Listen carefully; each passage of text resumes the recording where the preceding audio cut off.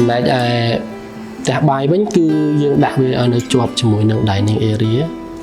link គ្នាជាមួយនឹងលំហរួមជាមួយនឹង living room ជាមួយគ្នាហ្នឹងគឺមូលហេតុដោយសារគឺយើងចង់ឲ្យមានការប្រស្រ័យទាក់ទងគ្នារវាង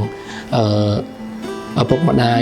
កូនដែលគាត់កំពុងតែមានសកម្មភាពនៅក្នុងផ្ទះហ្នឹងគឺគាត់អាចចំអិនម្ហូបបដាគាត់អាចមើលឃើញពីសកម្មភាពរបស់ពួកគាត់កូនគាត់ឬក៏គ្រួសារគាត់ដែលអាចអង្គុយលេងនៅក្បែរហ្នឹងអញ្ចឹងគាត់ធ្វើឲ្យការ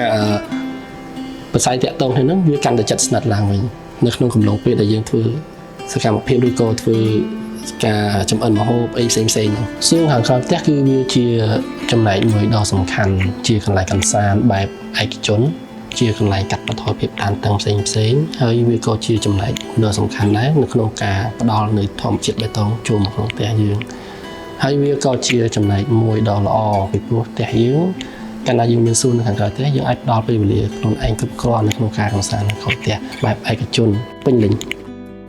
ក្នុងនាមខ្ញុំជាប្រធានផ្នែកស្ថាបត្យកម្មខ្ញុំពេញចិត្តម៉ូដរបស់វិឡាផ្ទះឆ្នាំទាំងខាងក្នុងនិងខាងក្រៅដោយសារខាងក្រៅគឺវាបានផ្ដល់នៅរូបរាងប្លែកជាងគេនៅក្នុងតំបន់ហ្នឹងហើយមួយទៀតគឺតកតងជាមួយនឹង function layout ខាងក្នុងគឺខ្ញុំពេញចិត្តទៅលើការ design ហ្នឹងព្រោះមែនតើទៅការរស់នៅប្រចាំថ្ងៃរបស់